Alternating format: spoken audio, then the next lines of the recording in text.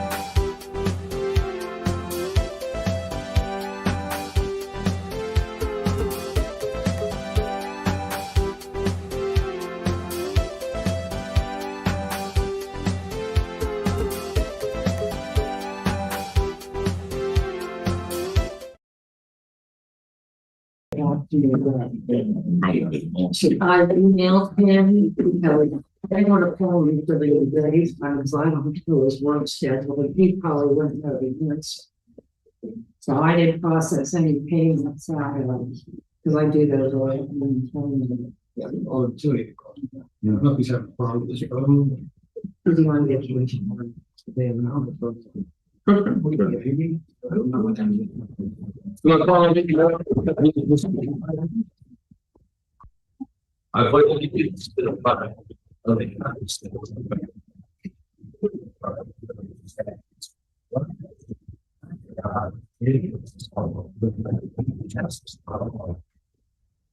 Just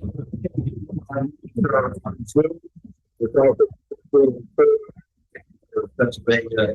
Roll call. Robert Mayor here, Michael Fritz here, Greg here, yes.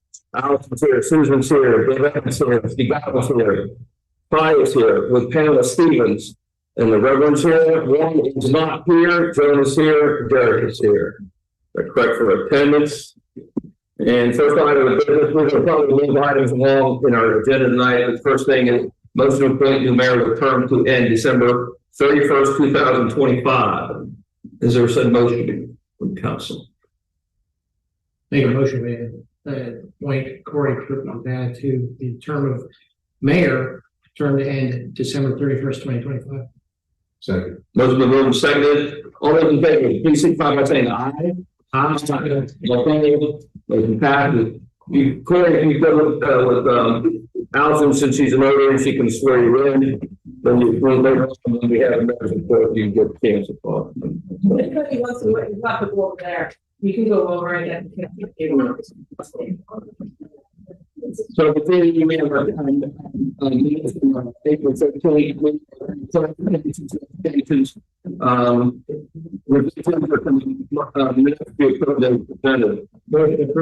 Presented. Second. Motion's been made to approve the April 13th minutes as presented. All those in favor, please signify by saying aye. Aye. All opposed, motion passed. Approval of payment of bills. You can see expenditures as of June 6, 2023. The general fund received $9,706.59. Sewer fund is $12,701.60. There's zero expenditures for liquid fuel and zero out of the fire tax fund. Motion to pay the bills as presented. Motion been moved and seconded to pay the bills as presented. All those in favor, please signify by saying aye. All opposed, motion passes. Treasurer's report, you'll see, we have our treasurer's report.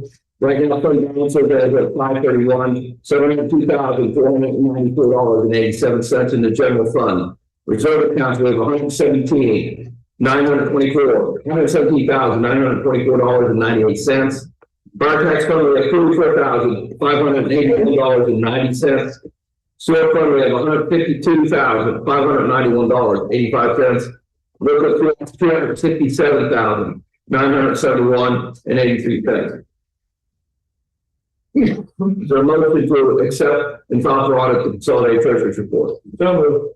Second. Motion been moved and seconded. All those in favor, please signify by saying aye. Aye. All opposed, that was to file and accept the consolidated treasurer's report. I'm going to move it around in our agenda. Back up for a minute. Yeah. Corey's van is equipment needed to be done by resolution.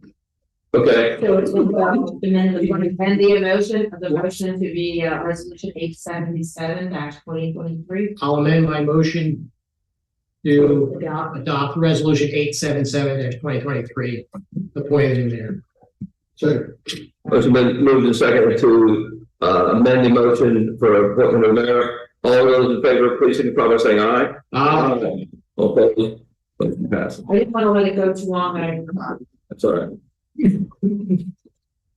Well, and we'll have the what we need for the small wireless facilities. Yes, out of consideration for code enforcement and capital's time, graciously moved it for the meeting. This is the big time and place advertised for the small wireless facilities ordinance amendment to the zoning ordinance. The ordinance number 452-2023. To give a brief explanation of small wireless facilities ordinance, about 2 years ago, Governor Wolf signed into law requirements that there would be limitations on fees that municipalities can charge, and limitations on restrictions on small wireless facilities in public rights of way. There's been an increasing need for these facilities. There are also called DAS antennas, distributed antenna systems, and cellular towers. Because of the number we have of and other devices in our home, And the need for more wireless capability, especially since pandemic, work and school at home. There has been a need for more of these facilities and more carriers are installing. The Federal Communications Commission has regulations for fees that can be charged by local governments and restrictions that are permissible by local government. And this ordinance and ordinances like it that are required to be adopted by all municipalities contain basically those regulations.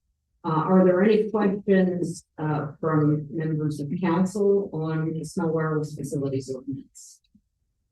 And are there any questions from members of the public?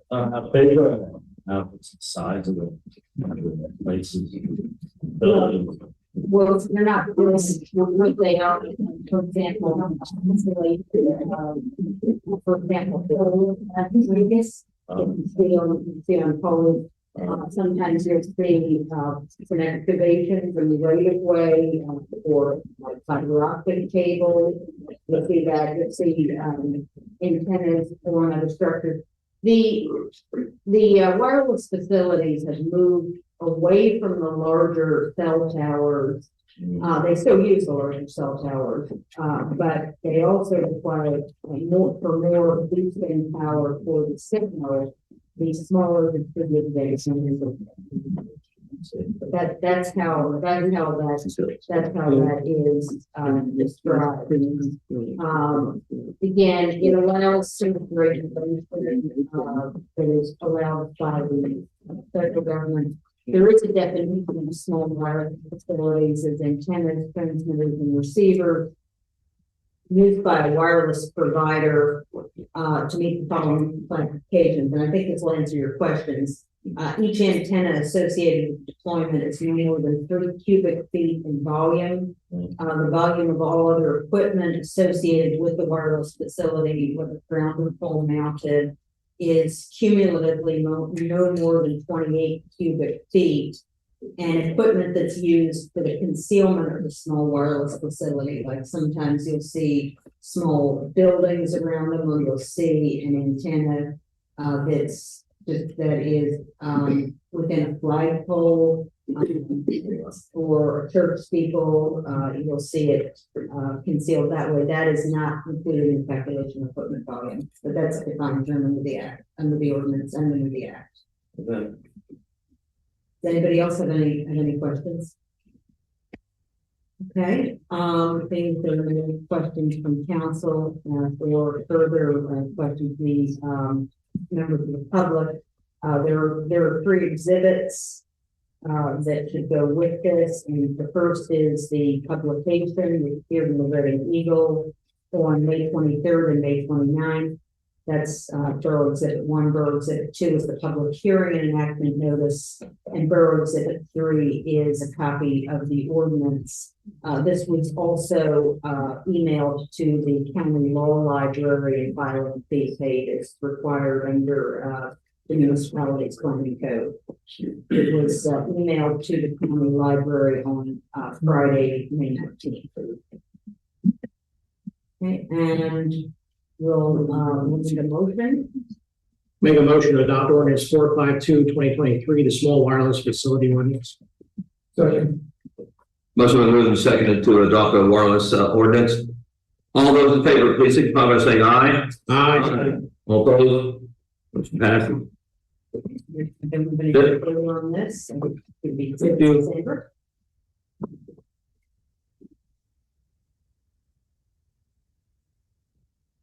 Thank you. Thank you very much. Talking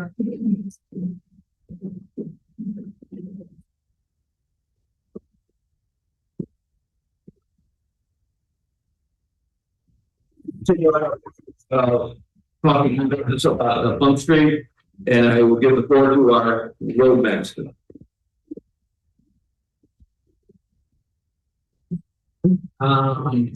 So round up tonight for Plum Street. Is anyone here in public here for the Plum Street? Okay, all right. You sit closer up here, that way you can see the screen a little bit better. There are some slides that you might.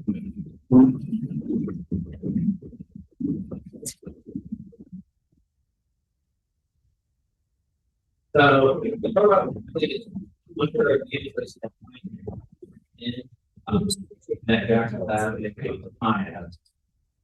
Originally, this was born out of the fact that this sewer line here runs from Stoner Avenue to Pine Avenue, as seen on both these other streets.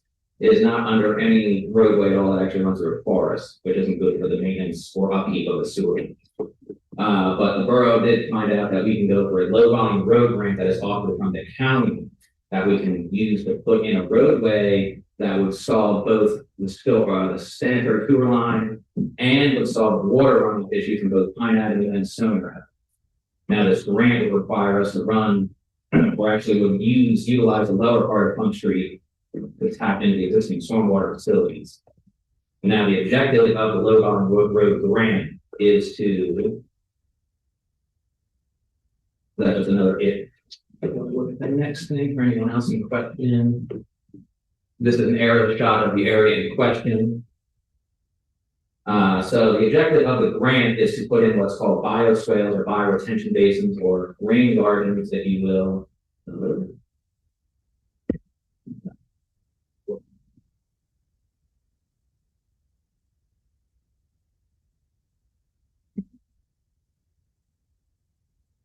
Bear with me as I assume these are. All right, so essentially what a bioswale does, and this is the big thing from the county, especially this low volume road grant, is what you're trying to do is place the stormwater that is the runoff from those streets back into the ground where it came from. So essentially with Pine Avenue and Stoner Avenue, that water runs off those streets unabated and basically goes across most of the properties up there until it finds its way back to whether it gets in the swale in Jacksonville Avenue or just continues across everybody's properties, creating swamps, wetland areas, kind of things like that. So what this would do, putting in concrete, will allow us to put in facilities like a bioswale that allows us to capture the water and retain it in that area and slow down the water flow off of that hill. So the idea behind this is another image of a retention or a bioswale. Yeah.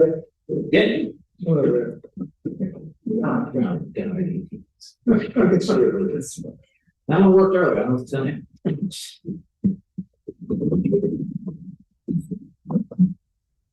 This one is very slow. So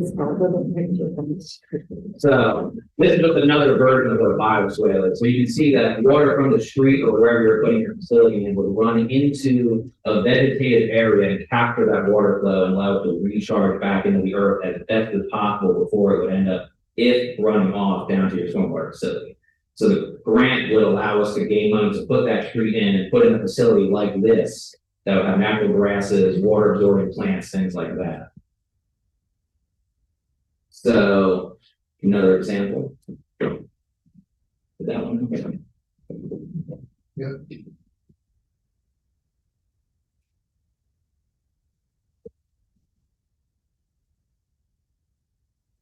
The idea behind this,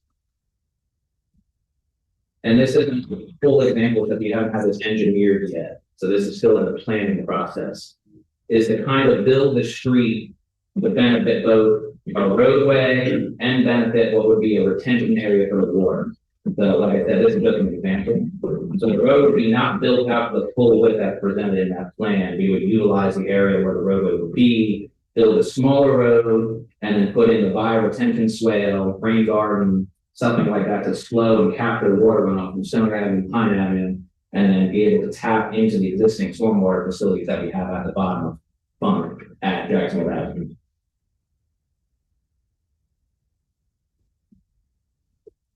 And that would go along with the top part between Stoner and Pine Avenue. Something similar where the street wouldn't be fully built out, but we would utilize the area where the street would be to place in a facility that would retain water, recycle it, recharge it back into the earth. And that would allow us, the borough, to grant or get grant money from the county for a low volume road. And I think that's about it. Any questions? From the public want to ask questions, Mr. Derek? So you have to lumber all the trees in order to do this. So the upper part where the sewer line is, that would have to be released of the, or those trees have to be taken out because of the storm or that sanitary sewer area. Trees are not going to give their sanitary sewer line, the roots intrude into this, the system, they can cause types of crack, all those things. So the objective of this was to clear that area out of that. The lower part became an interest because of the grant, which most of those trees where the street would go would have to be removed, yes. There's no other option on the street. For that street, no. No, like them putting a street. Oh, for there? Yeah, Well, the sewer line is what drives where that street section would go. I know, but say there's no street, can't you just build like a cement little pathway for the water to go down or something else than a street? Like, isn't there other options? So you can get a grant, that's we have definitely the grants live on the road, so the road would have to go in first and get that grant. The trees need to come down and they need to come down basically what would be the width of the street.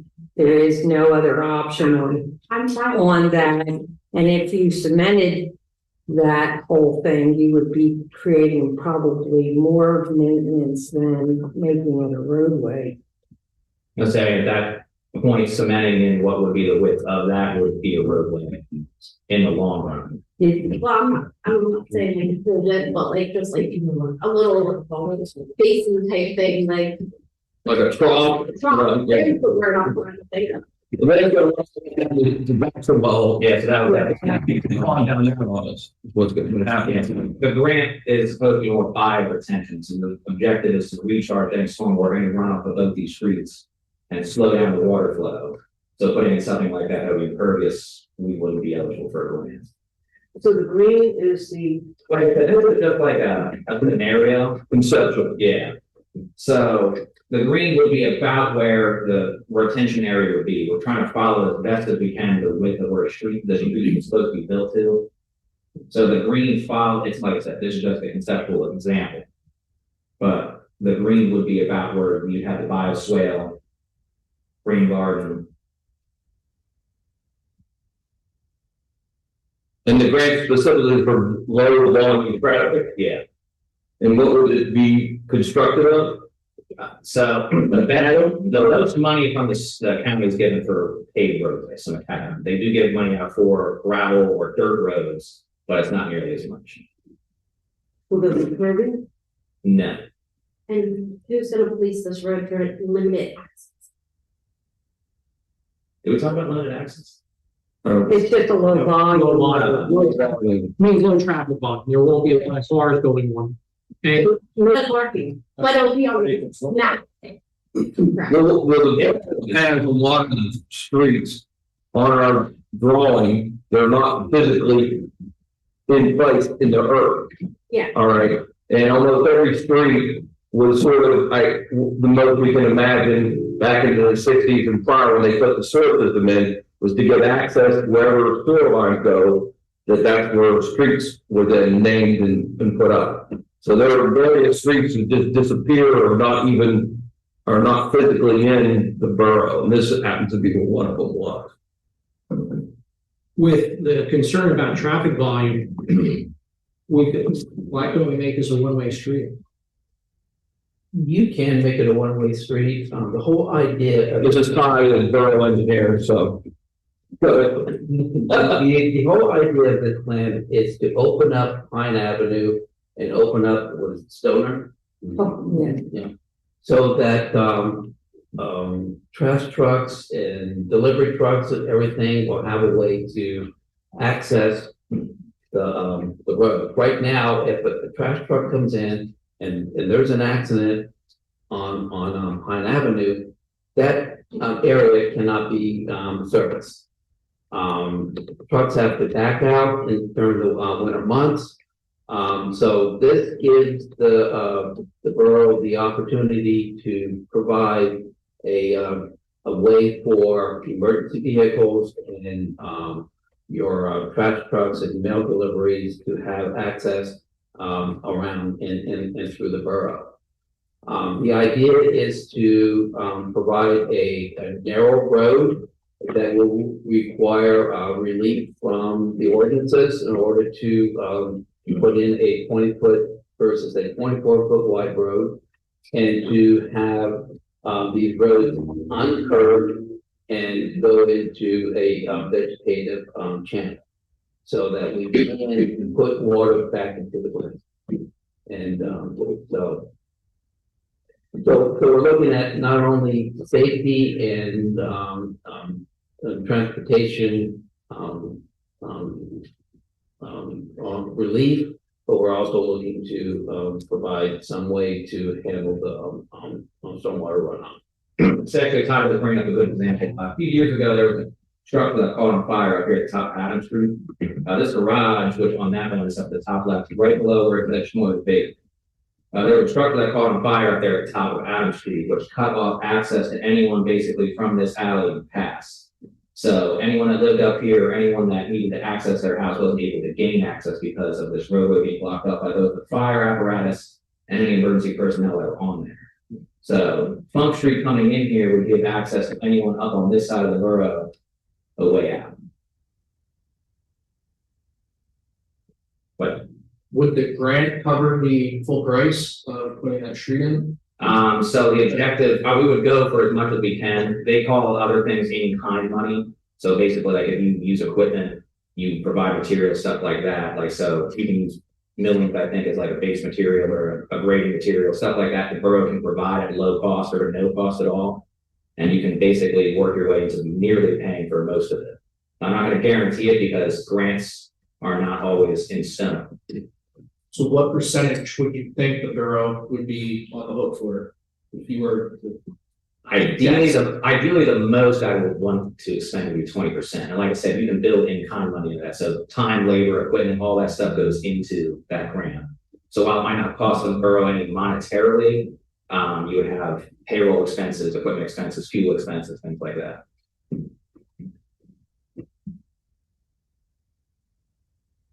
Council, any questions? Any other questions? I don't have questions, but can I just Sure. put my piece here? I live at 3547 Stone Avenue, so that is going to impact my family the most. The garage is there, I won't have a driveway, it's 20 feet from my porch. I do have children, so this is gonna impact our quality of life a lot. I just had a son in December, he is 5 months old, he has a rare tumor. He's on immunosuppressants. His life is at my house. So I have to make the best I can at my house. And with this road right there, it's gonna kill that quality of life. Like I'm so excited to put up a little sprinkler for him and do all these things, but there's gonna be a road literally going on the side of my porch. And I'm gonna cry.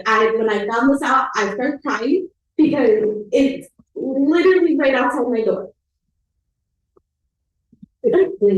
Like, I moved there because it's a nice, quiet, dead-end street for my kids, and now there's gonna be road. And you said it's gonna be low path. You ever see those Amazon drivers? They're crazy.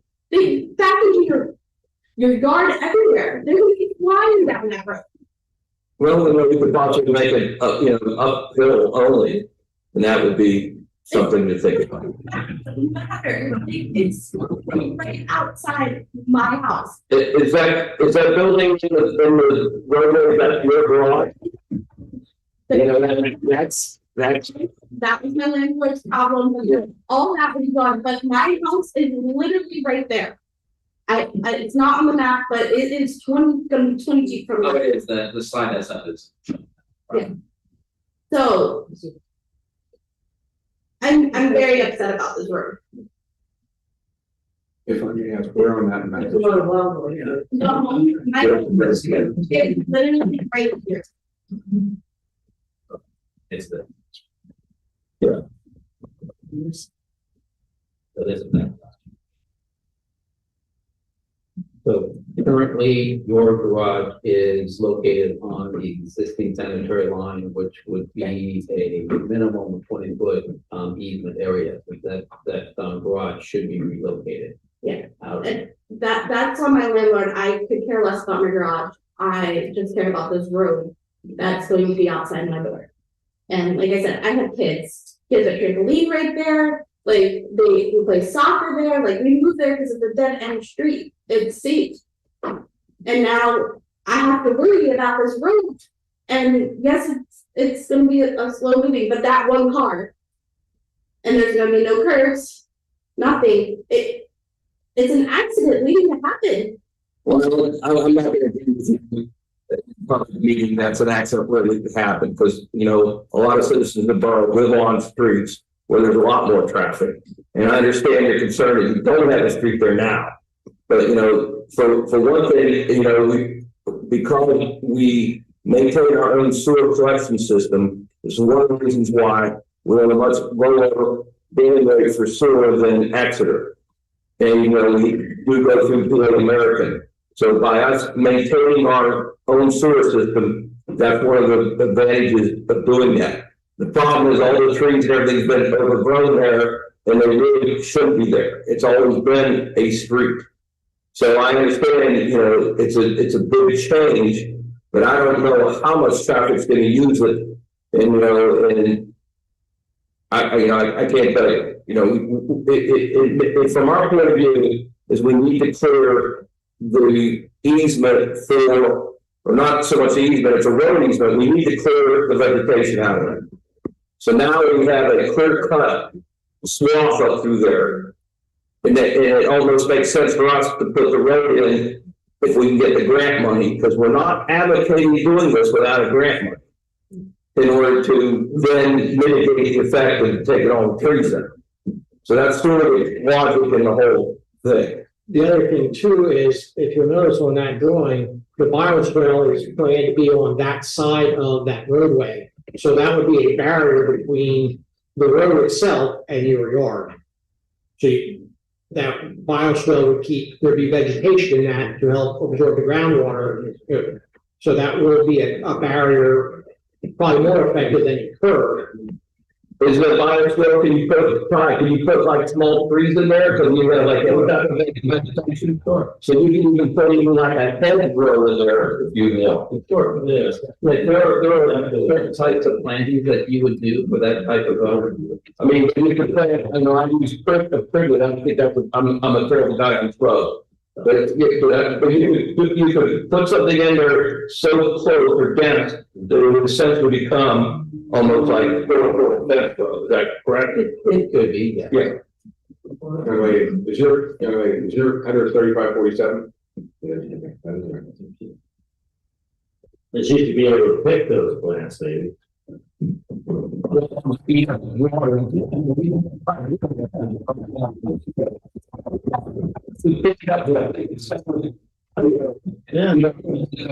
But it's difficult for a small person to go through. Yeah. Once they got established, there's no water. Like that. The conservation has a plant schedule that we would follow. But if you think like willows and stuff like that like water, I mean, that's sort of how that. I mean, we're not going to be putting a plan in there that there's not going to be tolerant to water. Right. In front of your home faces Summer Avenue? Yes. I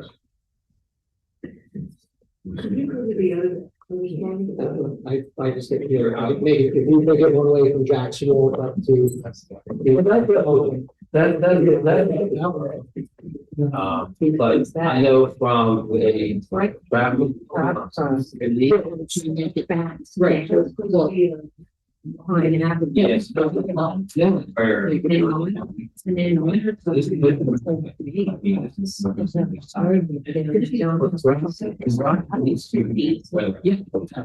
that's like said again. It's not that much.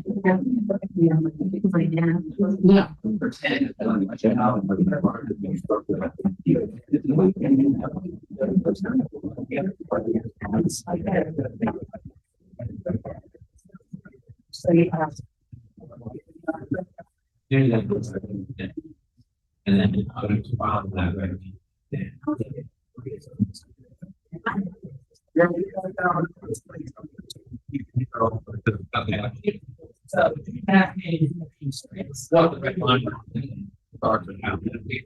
the center line or swale line, I had it thrown in here just to show you, like, the detail of what it looked like.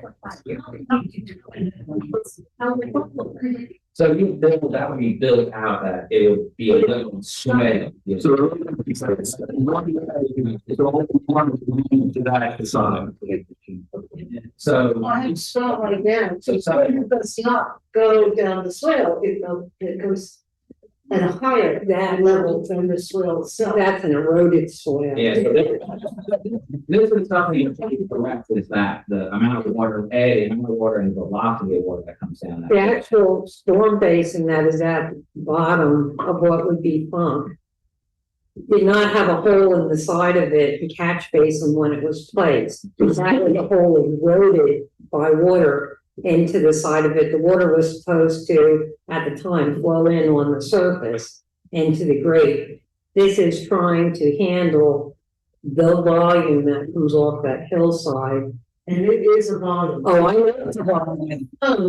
I know it's a volume. I had to go after with a pitchfork and try to open up that grate. Yeah, so you're trying to make the soil as big enough that you're channeling that water into it, slow it down, make it recharge it before it gets to the bottom. It's how deep you're digging that swale and the materials that you're putting down in to have the water recharge into the earth as opposed to sit and float on the top. And as it gets down closer to the storm basin, anything that manages to bypass it goes into the storm basin. Now, there's no guarantee we get a 15-inch rainfall like we had 200-year rainstorms back to back.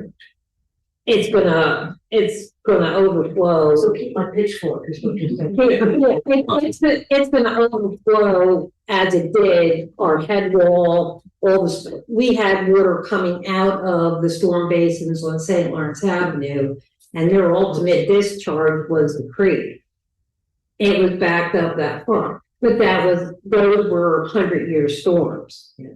Which we had two of, but you're gonna have them. So, Derek, when's the next opportunity to submit for the application? Yeah, this right now, I believe January 1st is when the grant opportunity opens. So this will be next January 2024. But you won't be doing anything until. Nothing would occur until then, maybe tree clearing on the sanitary sewer line. That's already in question. Go back to that story. So the application opens up in January 24, and then for a period of time, then they potentially by June 24. They start the award in May, and I think And then you can get it like a year to get it all done, or 2 years.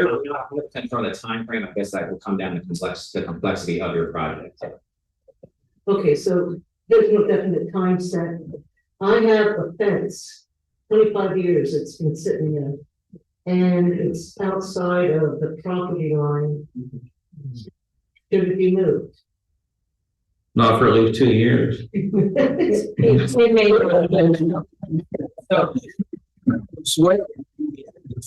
Fence you have in question is within the right of way line where a sidewalk would end up. Yeah. So at this point, there's no actual, there's any objective to put a sidewalk in there at this point. No. So you're. 20 feet wide, it's okay, but. As long as it stays, so like I said, in these images, this green represents basically the edge of where the roadway would be built to anyway. And the line after this, which is the right of way line, that is where your sidewalk and curbing would end up. So that's where your fence is. So it's outside of where we would even be constructing anything in the first place. Thank you, Robert. Okay, one more question. Taking these trees down. They are my shade, they are my sanctuary of birds with squirrels, with possums, you name it, with deer. I have trees on my property line that are close. When you take those trees down, you'll swell. You're gonna kill some of the roots on the trees in my property. What's to be done in a case like that? No, hopefully you're going to put part of the side of the roots of the trees, and the other side going to compensate. But the other wildlife and everything like that, from the village perspective, we don't care about the squirrels and the possums because everybody pays their sewer rates. And all the stuff that affects the sewer piping affects everybody. And we just spent $300,000, almost $400,000 in the last 2 years. And that was 10 years ago, we spent 300,000. We just spent almost 400,000. In 10 more years, we'll probably spend another $300,000 or $400,000. That's how much it costs to maintain the sewer system. Because when you have it, you almost have to, I mean, use the word guarantee, that's not really right. You're not allowed to have the sewage flow out from the pipes into the ground. So we continuously monitor it, we televise it, we look and see the problems, we spot problems. But our number one problem, and this is all clay pipe put in 70 years ago, is roots. Roots get in it. And then that causes the whole thing, and then that, you know, that's why it's all gets done. So those of us who are going to be affected by this, will anything happen with our sewer? no, hopefully not, because you know, from that area, it was probably, I don't know if we did any lining on there yet, or that's like the last. We lined up post place into. Yeah. Into zone. So every so many years we had the whole line televised, or where we haven't repaired yet get televised to see if things are bad or getting worse or what it is. Because we found out if you try to repair a little bit at a time, it gets very expensive. But if you can group a lot of work together, then you get a better price. And that's what we've been trying to do by having it almost on a 10-year interval. So I don't know if that really answers your question. Sewage and sewage pipes not really exciting, but it costs. It costs, yeah. Any other questions? So go ahead. Is there on Stoner, is there curb Stoner? Not the end, that, actually, not on that entire block, between Adams and where Funk would be. There's curb on the upper end, or I guess at the lower end, that's the lower end. Will you be plowing this in winter time? It would be, yes, this would be a fully maintained road. And along with the bioretention swale, I believe a part of the LVR grant is you signing into a maintenance schedule for the bio swales and anything else. Where it has to be inspected on certain intervals and the other side gets soaked in. And then it wouldn't be like something where we put it in and then we just forget about it. So even if there's plants that die and stuff like that, it's supposed to be replaced because that's a part of the grant you put in for the retention of the water and all that stuff. We usually don't have an appetite for things unless we get grants. So, you know, for some reason, this fell apart in January without money or something. I don't think you're gonna see council suddenly conjure up. I don't think it'll be in our budget for next year. It would be totally dependent if we got a grant to pay it. This is an environmental question. What's the grade change on Funk Street going up the hill roughly? Percentage wise? Oh, that's what the bastard was. The percentage I don't know. I know at the lower end, you're starting at 387, and then you're going up to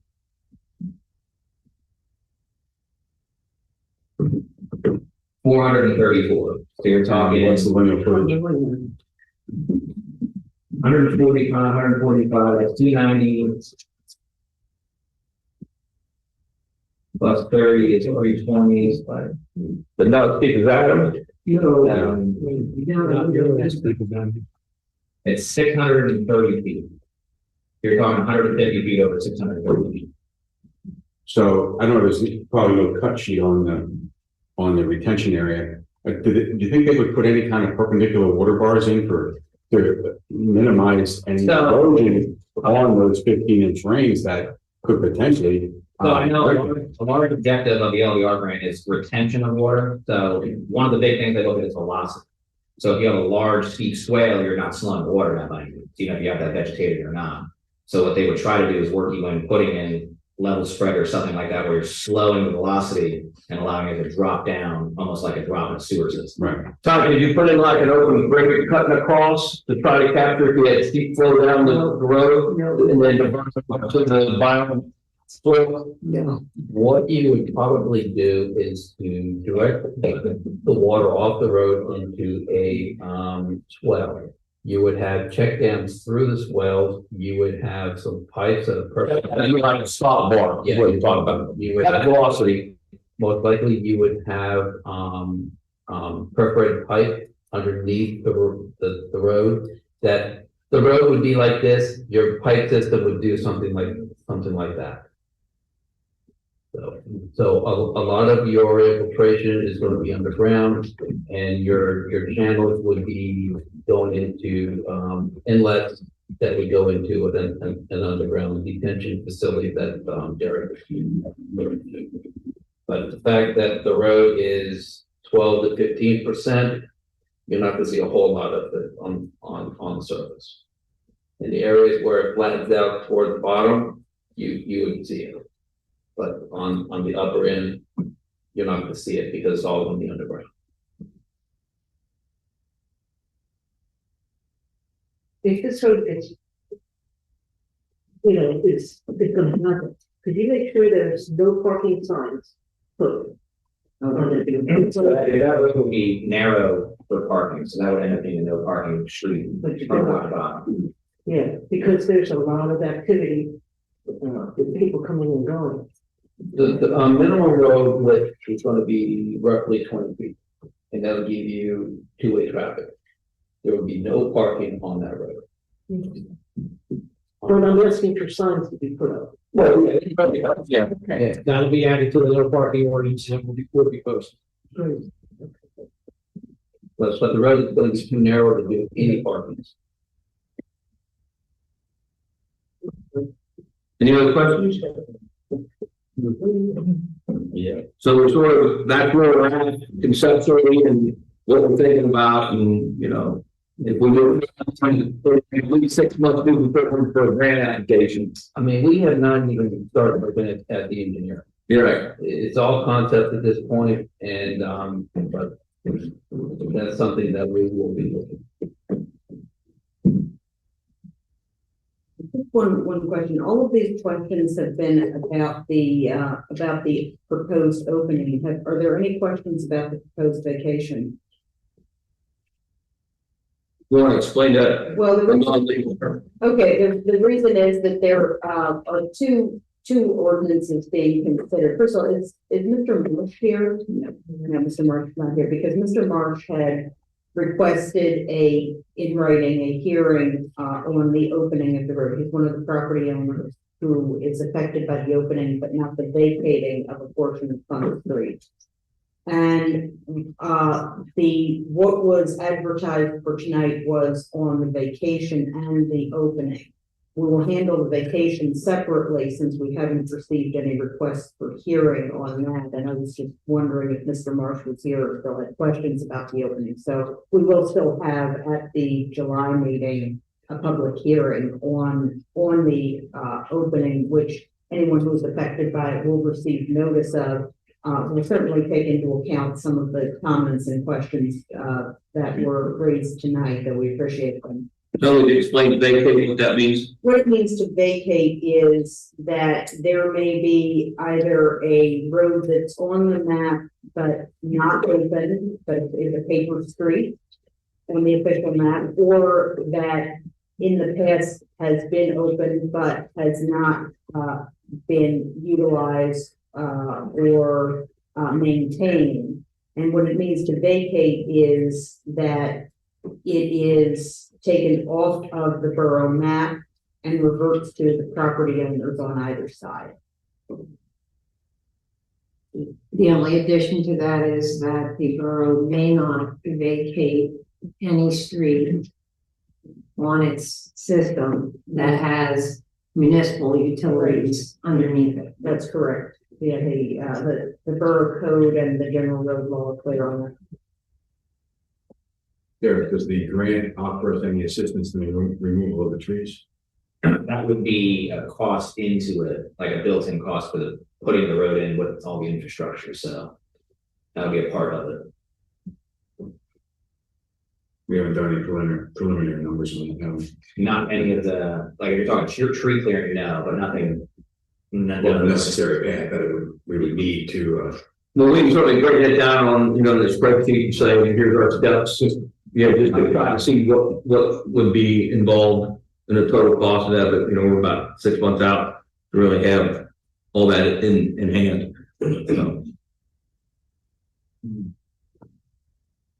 Okay. Any other questions?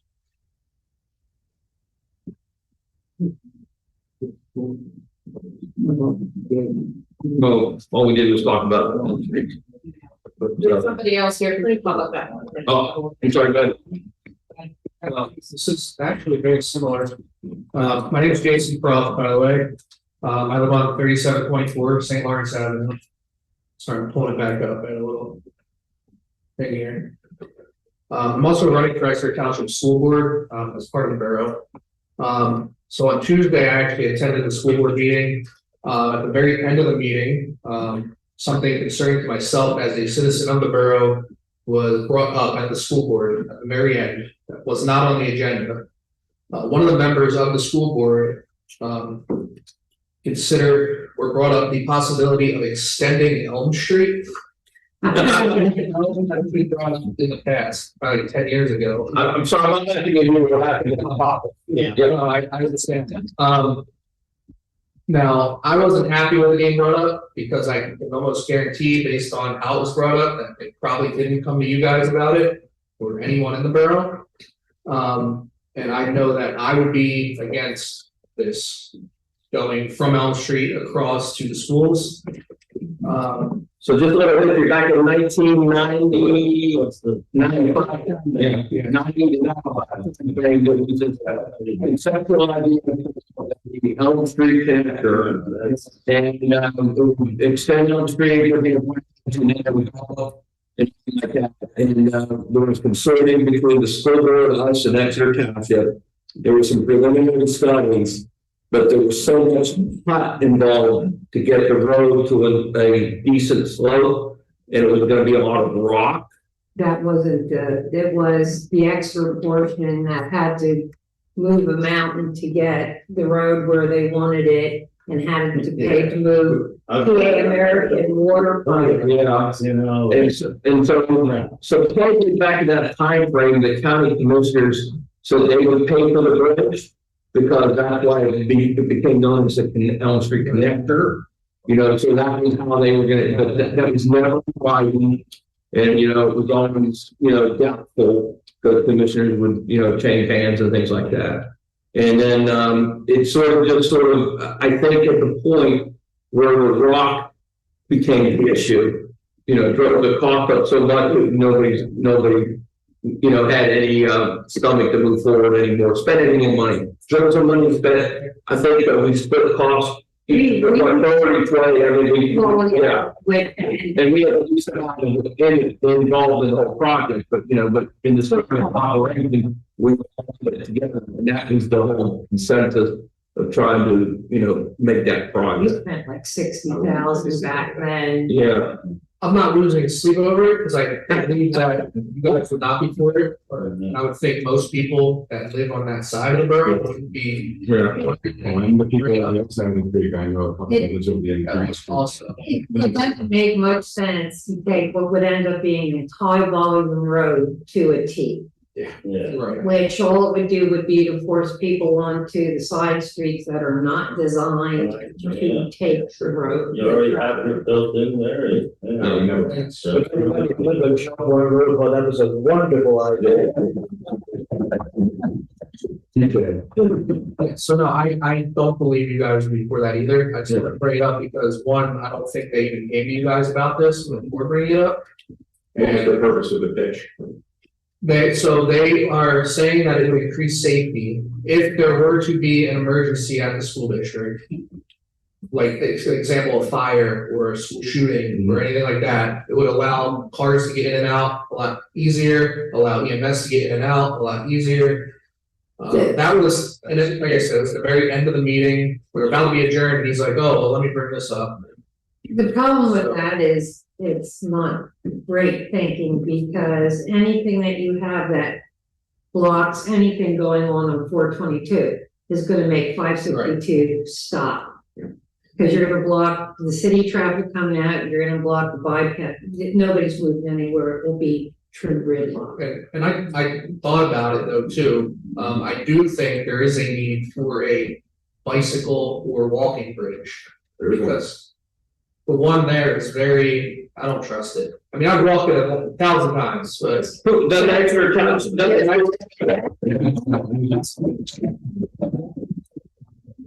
The whole property is by next to the school district. Okay. The school district could, Do whatever. Upgrade that drainage. Build a street. Oh, Got it. I don't know what internal roadways they could build within their property, but they still would have to follow all the rules and regulations that would exist for any kind of a bridge. Now tell them to build a monorail. You gotta have a point something. That's the. That is not, Back then, so I was sort of a hot thing expense. And now, once we hit things wrong on the proposed grading, it just astronomically changed the work go, so it's sort of just. it keeps popping up every so many Great years. concept. Yeah, no, I'm just saying, like I said, there's no one else in St. Lawrence that's on that board, so. It was past the point of public comment there, so I just wanted to make sure you guys were aware of what they were talking about, so. Thank you. Yeah, appreciate the comment. Anybody else? Okay.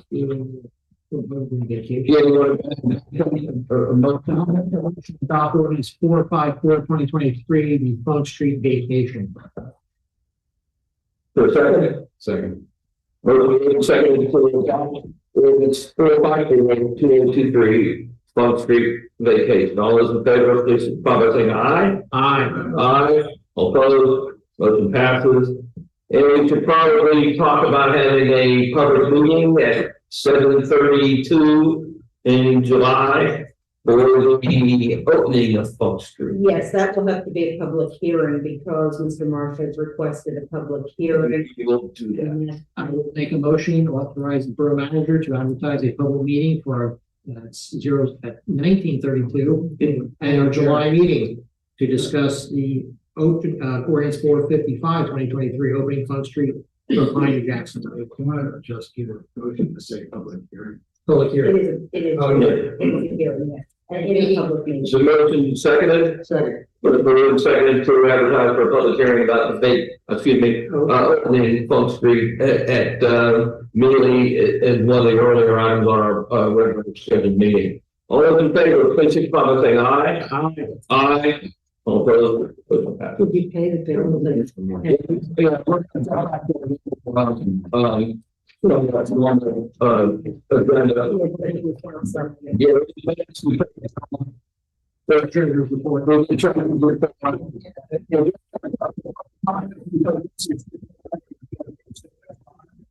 You know. It is at 5:30. It's. Hi. Do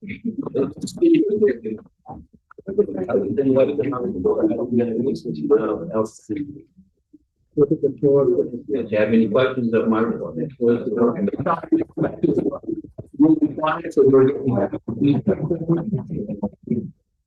Yes, I am bringing Pamela back as your.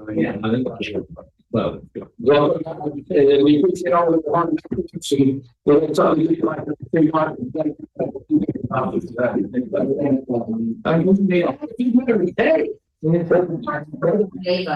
Always.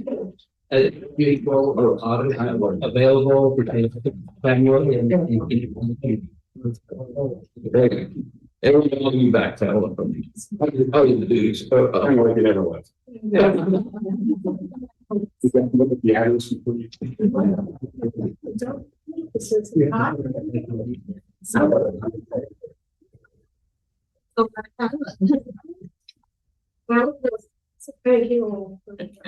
Slipper, got any reports? My item is, my only other item was under new business. Yeah.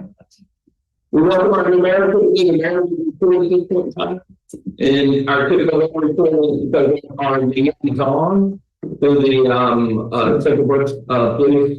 They sort of interact with the police chief and sort of gives us statistics of where it's going on in the last months, and when we sort of analyze how many calls are in the borough versus all their other service areas and things like This that. report is in your packet. Yeah. And as a borough mayor, there's a lot of married people in the borough hall, I think. Is that right? I know, anyway.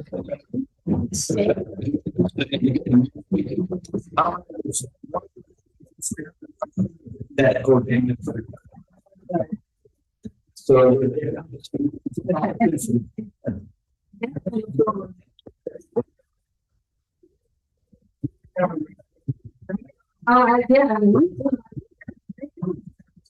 Yeah. So we're going to expand also. RFP for fire service. Typically, we bid out and we don't get any requesting proposals for our fire service, which is essentially a agreement / contract. And we have the fire companies to tell us how much they want from us on an annual basis. And then we set our fire service tax based on that. So in the last 6 years, maybe Mount 5 or 6, Mount Penn and Exeter split. They could both come and say we'll split this and this is how much we both want. And we sort of make that the agreement and we move forward.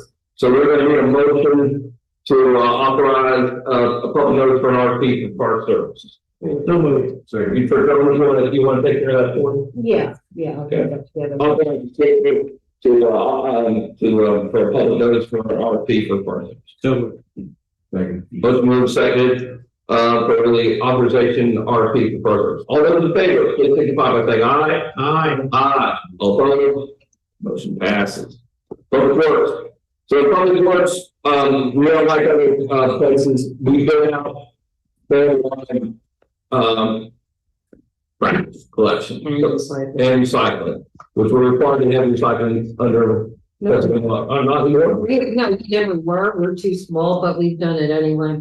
So we were allowed to go out for 3 years, but we usually ask for the 3 1-year agreements. 1 year agreements.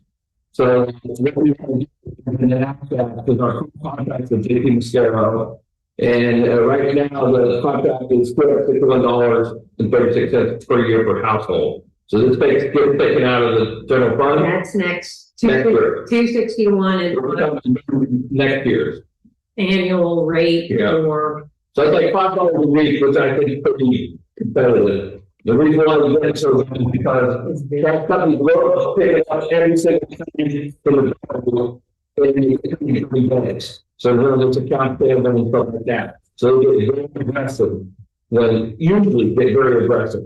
And we also try to tie in the 3 years plus the opening, but we don't do cost and stuff like that. And then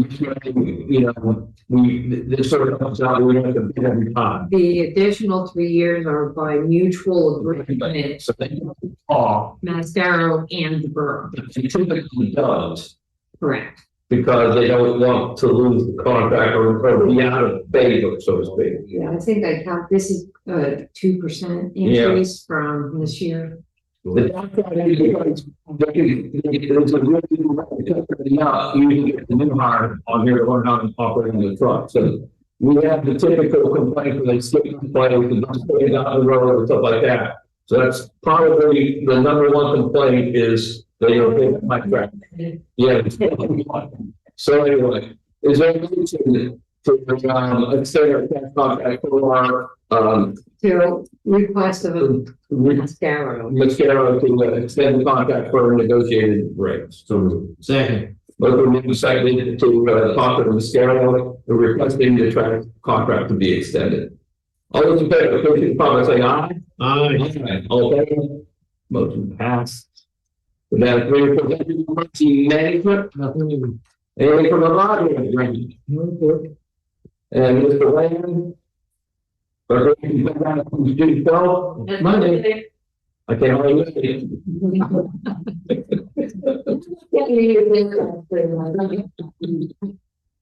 The planning commission meeting? No. No. Maybe. Planning commission doesn't plan to meet. Yeah. Fall unless something comes up as business. So. Nothing. Let me swing back up for the master. So you know the bridge, which is going to probably take that 7 lanes of Balto, and it's been deteriorating for probably the past 10 years. It gets inspected twice a year by PennDOT.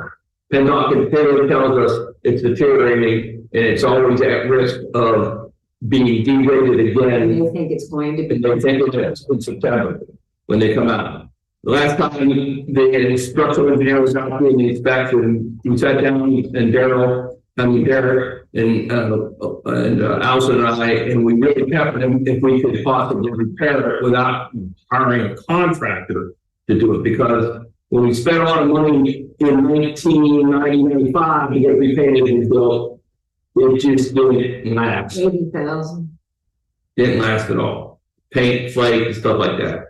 So we essentially asked them, if we bought steel plates this thick and both of them sandwiched them on the I-beam to increase the thickness, would that solve that problem in that area? So I mean, it was that specific. We went down to the report.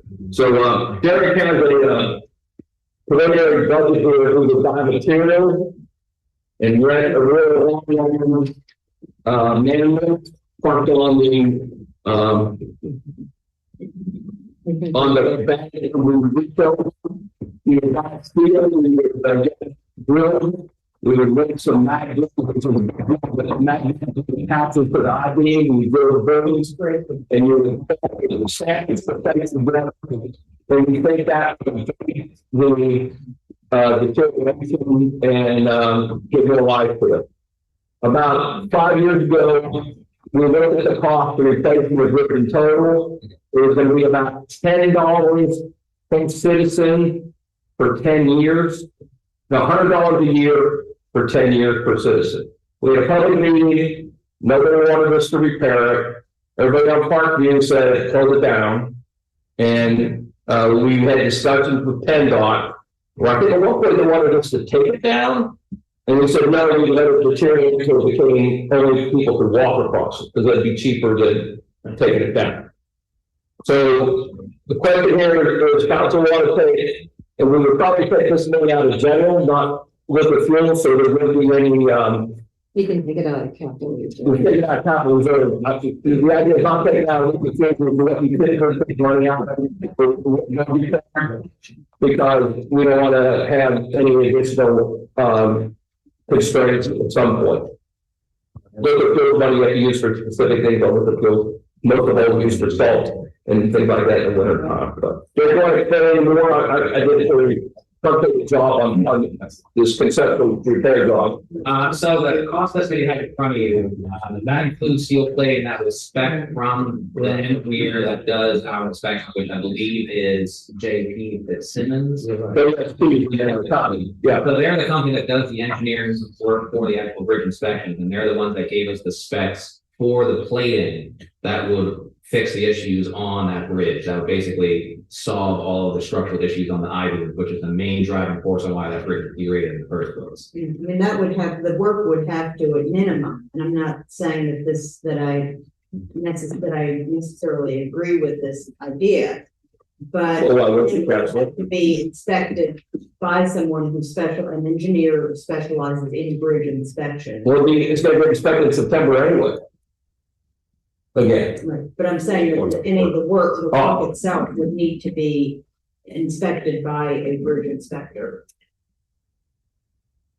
I don't know about that. If I have the bridge company, whether we could do the work ourselves or not, and he said that we could. Then We didn't have to go through any permitting, we didn't have to have any prior approval to do the work. We just The bridge company. The representative, the structural engineer, we asked them, could we do it? Would you need 75 people to do this? The answer was no.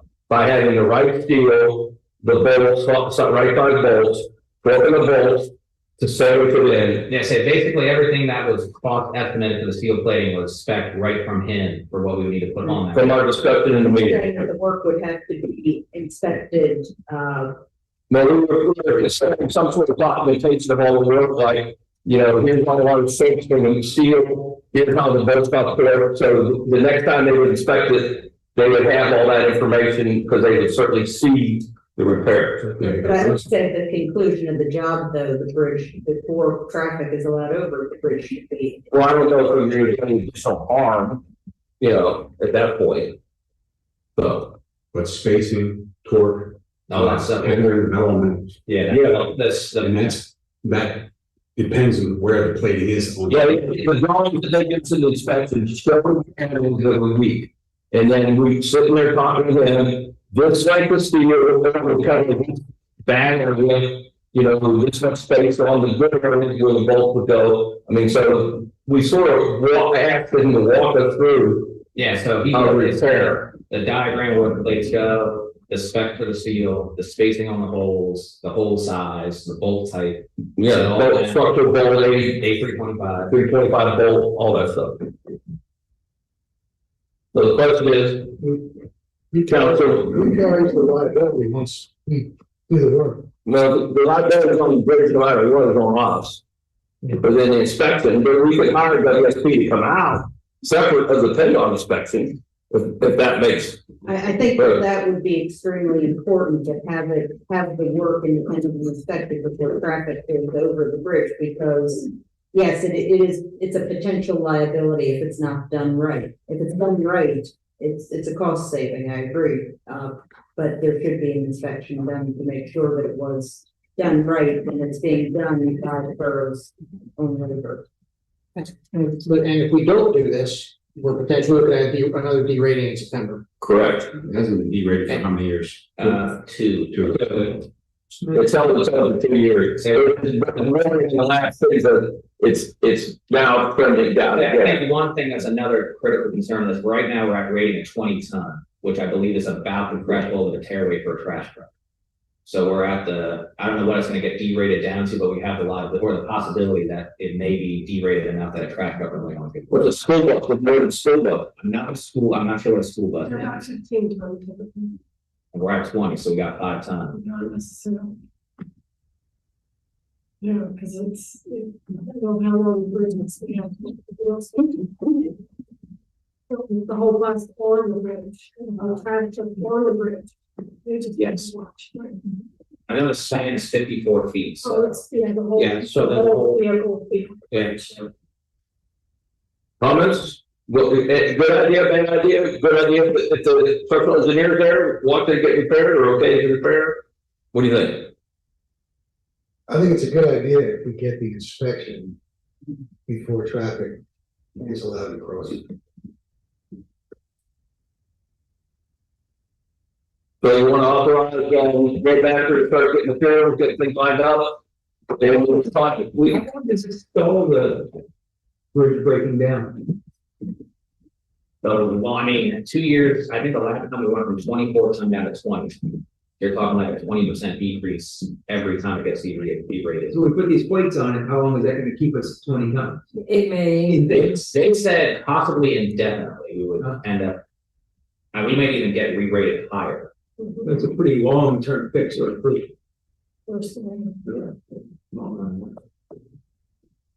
But what we could do is we could contact the and ask for this inspector to work for the borough on the day we repair it or the day after we repair it. And that we would want a one-page report for him that he witnessed the repairs and considers it okay. Does that sound like some council being, you know? I mean, inspection will validate that? What's that? The state will validate. Well, it's company that work for the state, and they swap them around every 3 years from one district to another, so the same guys don't see the same bridges, you know, over a period of time. So we had another guy before, which we talked to all the time, but this guy was much more open from WSP about. And say in his talk with us, his thing wasn't necessarily how it got fixed. They said if they show up and there's been repairs on it, there's no question to ask them how the repair was. They just see the repair.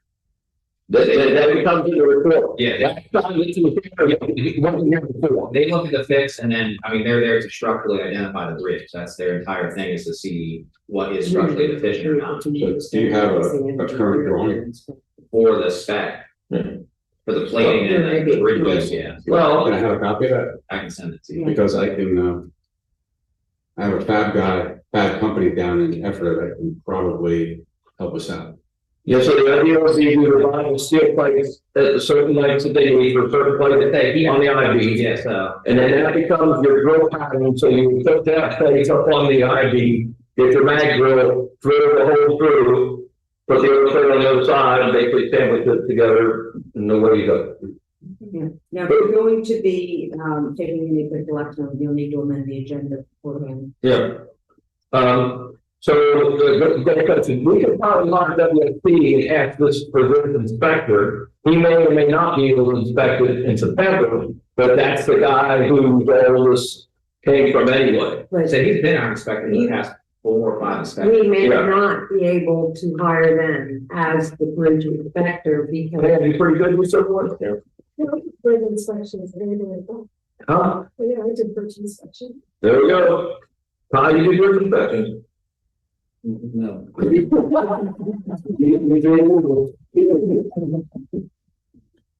Derek, one quick question, I see your story, I know I thought that, for a project we did, it was something, there was epoxy. Yes. And so I think we were just talking about just basically rust preventing anything that's down there. That's not good. See, Two-part epoxy latex is probably better. It doesn't have a whole lot of cost to it. okay, I just was worried because I know the epoxy, I don't think was applied correctly, the other. You could, You know. get any of the specs that we used when that bridge was done under contract and the company had disappeared. I don't recommend you throw the coating over top of, put a barrier between the elements and the paint. That's Buy you some time. Yeah, that's fine. We just, when we talked with the engineer, we just talked about basic procedures to prevent rust from further spreading. All depends on where you're clapping the steel. You gotta take preparation prior to coating to any track points where if you get any breach in the epoxy, you don't want moisture getting between the steels. Well, the problem is we won't really talk about painting it because that takes so much more time. So, you know, so let's we come up with a quick way to have it all dry, which you usually can't with 2-part epoxy, you know, in 30 minutes or whatever. No, right. You know, that's the difficult part. Right, maybe repair for 8 seconds, yeah, at some point. But you're not talking about a square footage of steel either. No, we're talking, you know, like this. Yes, I think the longest section of steel is 24 feet. 24 feet. By That's the angle piece. I think that's an 8-inch tall with a 4-inch. 20 feet. Yeah. And what gauge? Well, that's 3/8. 3/8. That's 2 3/8 tamped together to make. And you're gonna get that under there how? Get it under. Mhm. So this was gonna be a joint operation with Mount Penn. So we were So gonna, they have some man hours. yeah. So you do a life preserver up with your harness on in the manlet. Yeah, and I know we talked about weight issues with the steel, and I think the heaviest piece of steel that was gonna be there was, I think, 140 pounds. That's, I think, That's what we not a thought. piece of steel, I can tell you that. It didn't seem correct to me, weight wise, but we will have a back. That's probably, that piece of steel is probably twice that. Yeah, just a huge work there for people. Yeah. Well, you could take all the material from the deck, because you close the roof down, go over the edge, so you wouldn't have to keep all your steel out in your man lift, you know, at the time. And you can get an extended man lift, so it would sit on the creek bed, and we would reach out over, you know, and be able to access where you need to access. And you could put harnesses on, lower it down from the deck. Right. Get it close. That's the one benefit of it being an open grade is we can access it from the top. So, Yeah, if you don't mind sharing that drawing. Yeah, I can send it right over. And I could probably help you out with Stony Creek too. Even better. so you're thinking it was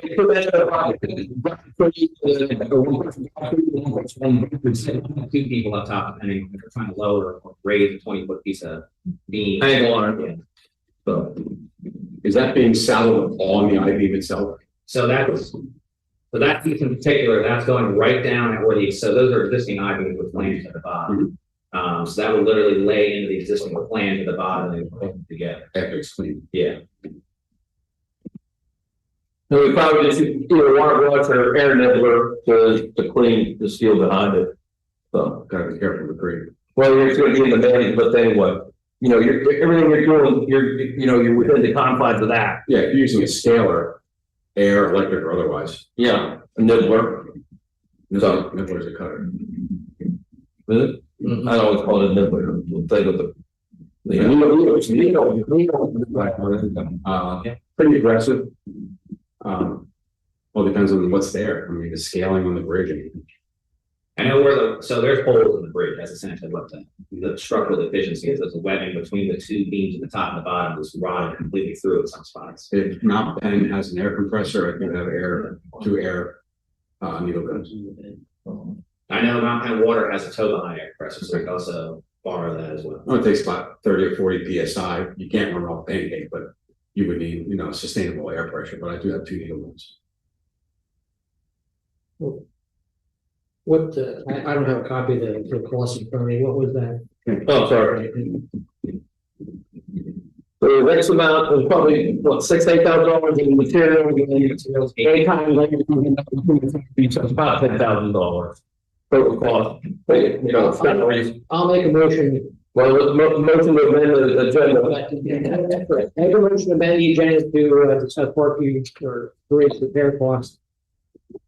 Motion to second to amend the agenda to talk about park bridge repair material authorization cost. All those in favor, please signify by saying aye. Aye. Motion passes. I will make a motion to authorize up to $15,000 for the Parkview Bridge repair costs based on the estimate provided by the roadmaster.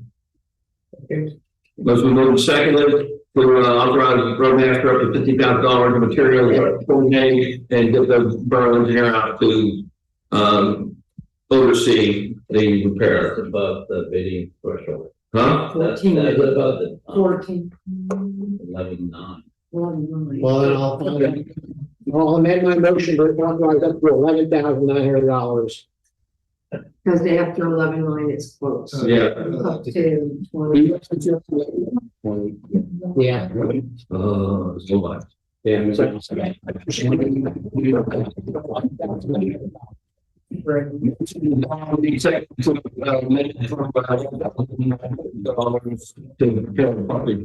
Hold on. Yeah, I don't think about an extension. I think there's an exception, when it's your own labor. Okay, Another question that I have is, if we're already paying our engineer, does that also get thrown into that bidding threshold stuff, because we already have professional service? No, professional services don't have to be bid No. Yeah. So that cost would also come out of that. unless the solicitor is going to attend for risk assessment. By the way.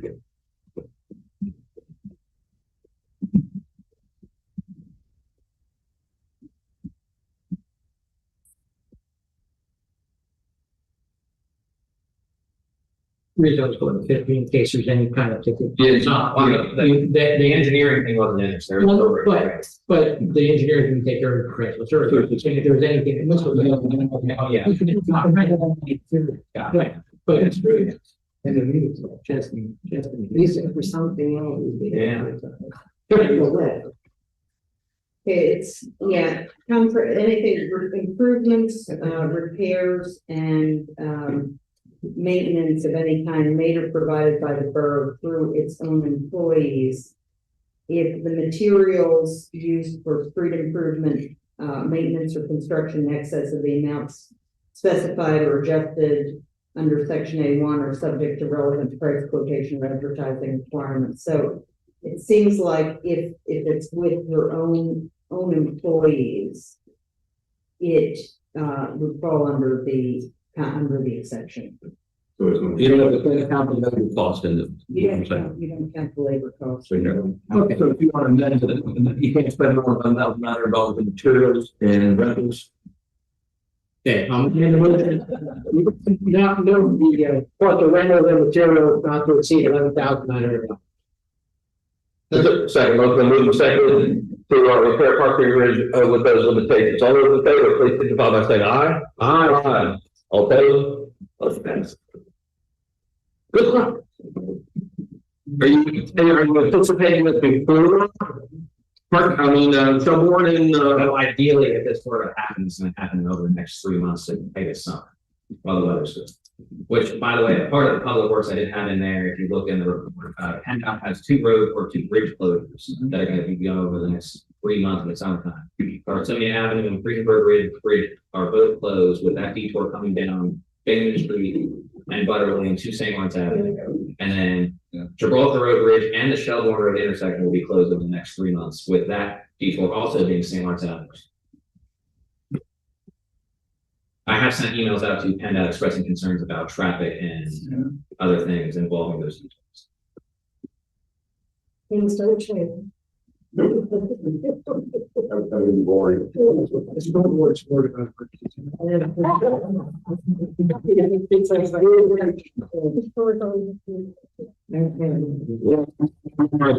Any general comments from the members of the public on any topic? Outstanding. Oh, yes, we do, yes, Uh-oh. the recreation pavilion thing. Oh, yeah. Oh. Amend the agenda. You make a motion to talk about the playground. For a second. Yes. Motion second to talk about the pavilion, the playground. All in favor, please signify by saying aye. Aye. Opposed, motion passes. Have a vote. So my wife and I guess, are looking to have use of the pavilion at the playground for a church function. We're asking permission from council. We can also use the restrooms. We would be responsible for the use of the restroom.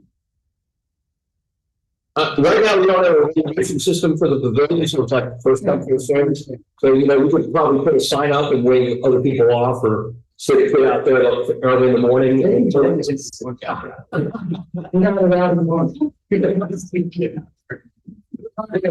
Request to. Well, we don't request to came in from someone else, we're saying, hey, so we don't have to discuss the general. We want to go into reserve the pavilion, which I think is a logistic nightmare, or we need to have a bathroom policy. And like, we say, hey, Mike, if we would charge X amount of dollars, you get to use the bathroom, otherwise don't use the bathroom, run down to the senior citizens home or something. So. What? Yeah, so, so if you find, you have someone unlock it, the borough's going to unlock it, that would occur, sometime after the event, within a couple hours, somebody go by and make sure the water's turned off. That's my biggest fear, if the water somehow is leaking or something, because that would run up a big bill pretty fast. So. Can you do it like a deposit? Then. I think the road team have to be cleaning restrooms, but we make the playground area clean going. Well, they're on here. Slide of, Yeah. September. Yeah. So, A weekend, Possibly. yeah. well, during the week when the playground, until the I playground. don't think we'll do it during the week on the playground. Yeah, that makes any sense. But what about the, if we came up with a fee or deposit for bathroom use that would cover like cleaning that, and, and we'd have to pay someone to go lock it and unlock it and sort of oversee that, that's the only thing I can think of. That would, so we would have a policy that, hey, if we're use the building, have it, fetch ban, but we'll open up the restrooms. But at some point, you can drain, like, if you couldn't say, I want to do this in November 2nd, chances are, you drain the water. Yeah. So, there's a narrow window in there to do that, and we, how much would it cost to have stick that spackle ban clean? Didn't get that. Or have, so there'd be a cost of send 2 employees on a Saturday to go do that, or council persons that live nearby that are not on. Dispatch. My big plan was to do it ourselves. All right, But I know you have to come up with a policy. yeah, Especially if we have I have an email request from someone that wants to be affiliated for a first birthday party in September. So the same thing would go for that person, they want the be asked for the bathrooms. yeah, I can't imagine how to do it without the bathrooms. Yeah, I think that something, at least we should have some kind of security deposit to cover any, or at least a fee to cover the cleaning. And that could be, if someone's willing to clean them themselves, if they're clean, then, you don't have to, we could refund the fee. What become as much as hardware, $100, $150?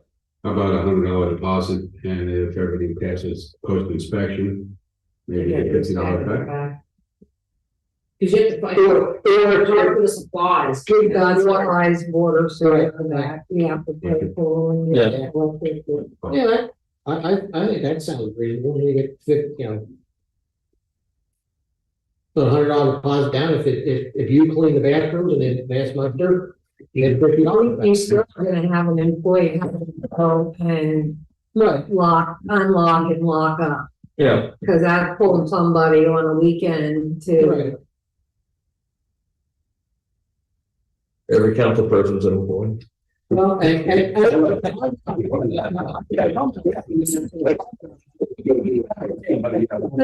to walk up and walk up the bathroom. That's how I would look at it. Well, I would think that not so much the church, but that other request, you would provide them with some phone numbers should they have any issues. Oh, yeah. Yeah. Yeah, obviously. And, a number, I mean, obviously, if this number, nobody answers here, call this number. Yeah, One of us is always probably available. yeah. Well, as recreation chairman, I can give my number. So you're going to go 150,000. That's how you're thinking right now. Seems fair. what did you say? $150 if it comes back and come back clean and pick a brand and all that stuff. So you're running $50 for the pavilion in the back. No, because back and. But you. Without the bathrooms. And no one's there. You're all. Okay, so.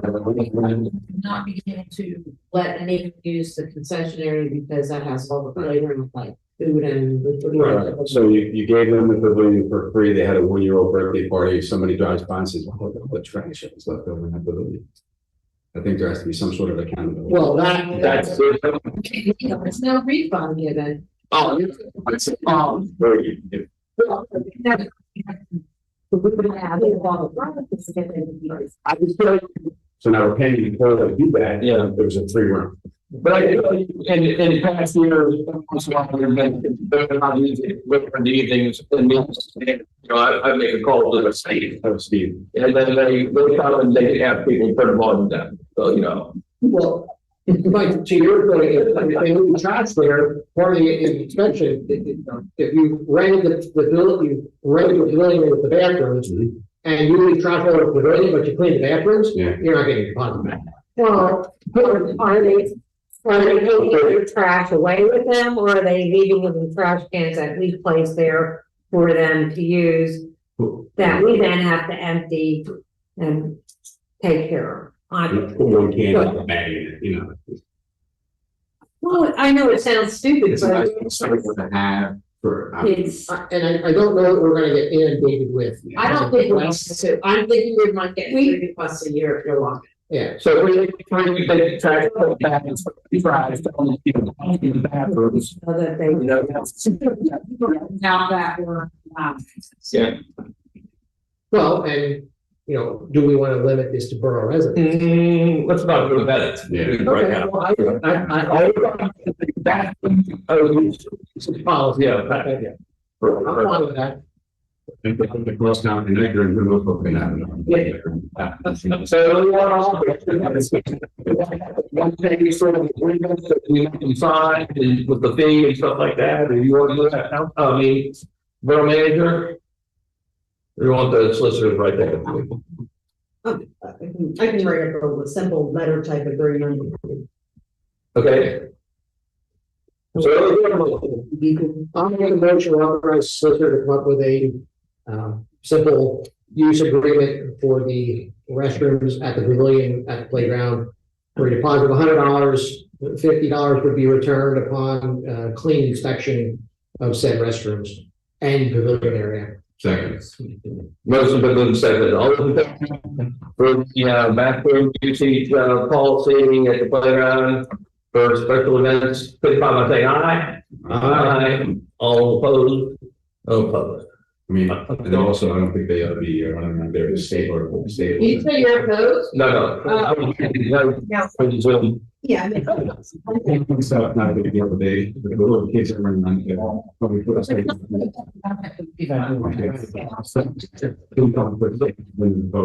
you know. This is not when you That was my favorite line when I used to work.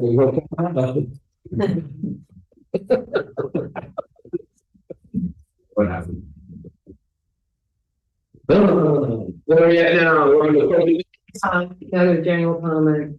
oh, We received a letter from Service Electric, Oh, yes. telling us that they are going to be reducing internet rates and raising cable TV rates. They did not share a rate schedule with us. I believe it goes into effect in July. so we know who's in your office. There is no TV in one now. That's just cameras. Why that's wrong? You can put it positive, no. So you're expecting our internet hostage, what you said. I'm saying that they're informing us so that This is a business rate, right? this is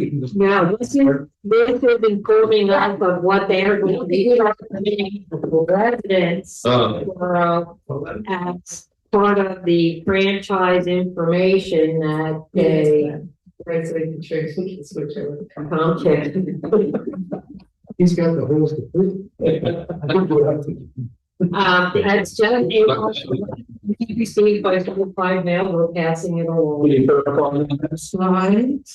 Well, I would put a letter up, but it doesn't have the fee schedule. That's fine. So it's just. Not that I saw yet. They probably, Any other different comments? that was. Oh, I understand. So they're probably, the second article, council meeting at July 15th at 7:30, we're going to then have our meeting at 7:32, we will have our meeting, meeting for the, opening of Front Street. Then office and will be closed on July 3rd.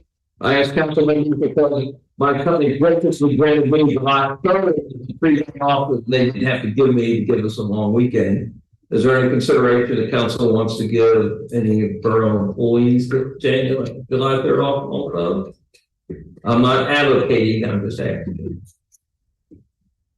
Here we go.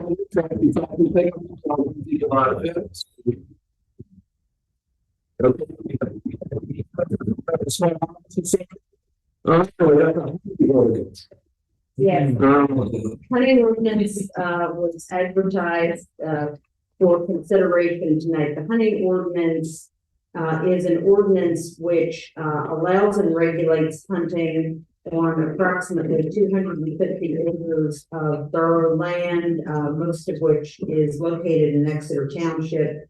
It allows, bow and arrow hunting only, no trapping, and was by permit only. Hunters have to register and receive a permit from the borough. That would be beginning July 16th to the end of the season for archery, deer hunting season. There are certain items that would have to be presented, including a hunting license, state issued photo identification, and signed form agreeing to abide by hunting safety procedures, ordinances, and the release and indemnification. It's a permit that would be worn visibly by the hunter. It also regulates the placement of tree stands for not more than 2 weeks before the first day of hunting season, removed no later than 2 weeks after the final archery deer season in the area. They must be marked either with the owner's first name and last name and address, or the CID number appearing on the hunting license, and provides standard penalties for violation as a summary offense. What's the cost of? It is archery, it's archery hunting only. So certainly we're going to get going. We're going to have an ordinance that governs borough property, but most of the property is located in Exeter Township. So our police force will not be able to enforce that ordinance on Exeter in the municipality limits of Exeter. Is that correct? That's my understanding of it, because it's outside of the contract area for the Central Berks Elite. Really, we have any jurisdiction. Exeter, just because what we say it happens on land, you know, Our police can be able to enforce that. Our police would not enforce. And I don't know, the that's really be able to enforce it either, unless we just said it was a trespassing. These are regulations as a property owner, requiring permit, and abiding by, certain first of all, the game regulations and the state's game and wildlife code, and regulating the type of hunting that's permitted, if any property owner can say archery only, for example, and, regulate tree stands. So it's nothing that it's outside of, the borough's rights as a private property owner. And it would be trespass. Now, there are certain, parts of this land that are in the borough of St. Lawrence, and the access is in the borough of St. Lawrence. Okay. Questions, council? So. Lots of regulation. But not the administration of the office and everything like that, right? Right. Would they, enforce the no gunning? That would be able to be enforced as a private property owner. You can enforce no guns. You would have to report. Not get involved in it, would they? I don't believe that the game commission would be involved, but the property owners would. That's a great question. Yeah. You would have to report it as the property owner that you see somebody hunting up on the hillside to even get a response from the Exeter police. Right. If they would be available. And since we're in St. Lawrence, we would never see a person in Exeter actually hunting. Yeah. Well, it depends on where you are up the hill. And you have to call 911 so we could get a phase 2 location on your cell phone. Well, you have, Yeah. So it's like we have to put some kind of sign, we want people all this, that, Yes, private property sign. how many signs have to be? and I think 50 feet.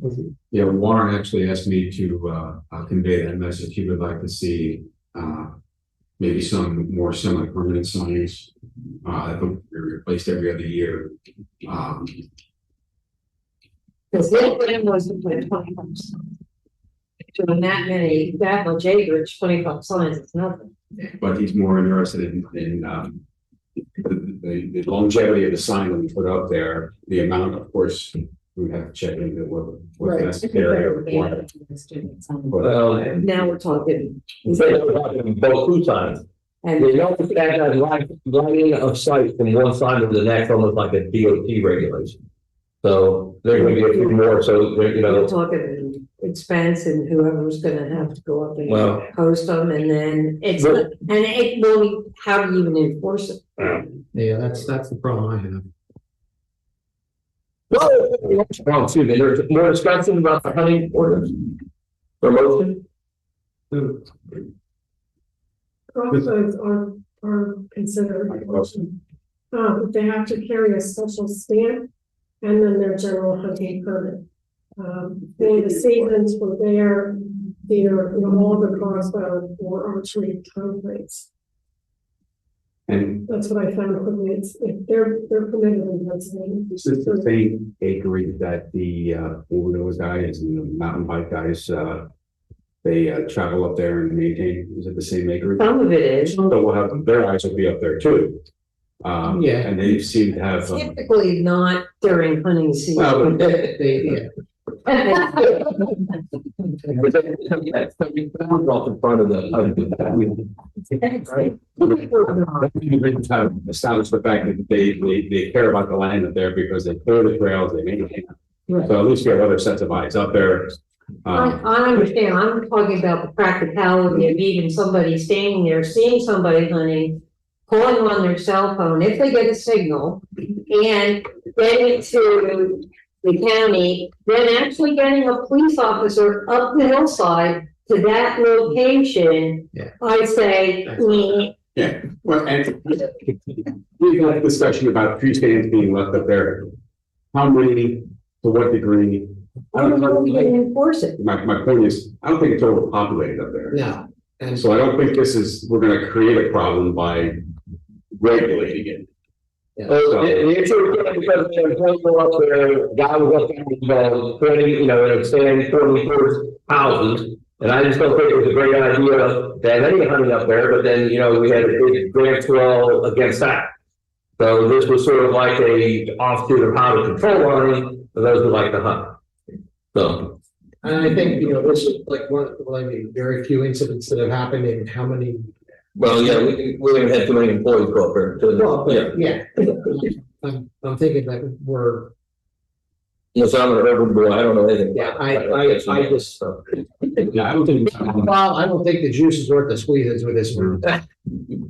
I mean, I don't think it's an out of sight, out of mind deal. I think. Does it have to be regulated? I don't. My opinion at this point, no. It's an expense with very little return. Yeah. Do you want to have the warning to help defend it next month? That's another option. Table it. Well, then, isn't July 16th when it's supposed to? It's meeting the line. Yeah. You table this until another meeting. If that would be what you would prefer. Or you can get most of them back, get voted down, So that's the two options. Okay, call for a motion and we'll make the motion. That was one second. Is that I guess I will have to find out. when is the season start? I don't know. Archery in Pennsylvania, we start in September. Or it's this area, then archery for this area. Whatever, my previous comments probably could predict how I'm gonna vote. So, yeah, I'm saying, so, it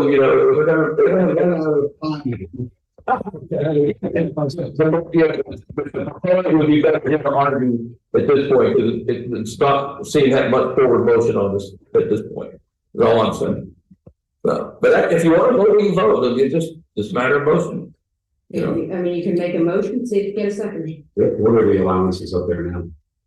None. Probably no restriction. This one, a registration type thing. So tree stands were illegal. Well, Regulations, they were in violation of day regulations. They are only a violation of our personal property as the borough is the property owner, and somebody stuck something on the borough land without asking. All right, let's talk about. And the they're hunting still part. gonna do that. Let's talk about the hunting part right now. There's no money up there. Right now, fine. Yes, we're allowing there now. Archery. We state archery only, but that doesn't, there is no effective means of stopping anybody, and they do shoot guns up there because you can hear them. That still happens, and it's good, even with this ordinance, it's going to happen. Yeah.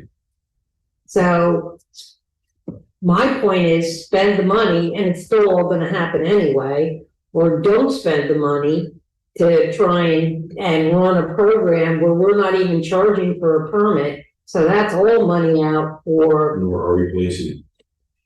Well, no, how do we police it? That wasn't, Yeah. it was a statement. Oh, that. Yeah. Well, okay. That doesn't work for me. The ordinance doesn't work. How are we gonna police it? How are we gonna maintain, all these signs up and keep the signs going on? We're taking this back, so the most proposed has a chance. That'll be the motion. I'm good with that. Is there a motion to go about the table, let's go next meeting? So moved. Second. Move second table, permits to turn our next meeting. All those in favor, signify by saying aye. Aye. All opposed? Motion passes. Any other things we can amend the agenda to talk, or is there a motion to adjourn? So moved. Motion made and seconded to adjourn, all those in favor. Please signify by saying aye. Aye. All opposed? Thank you for your time.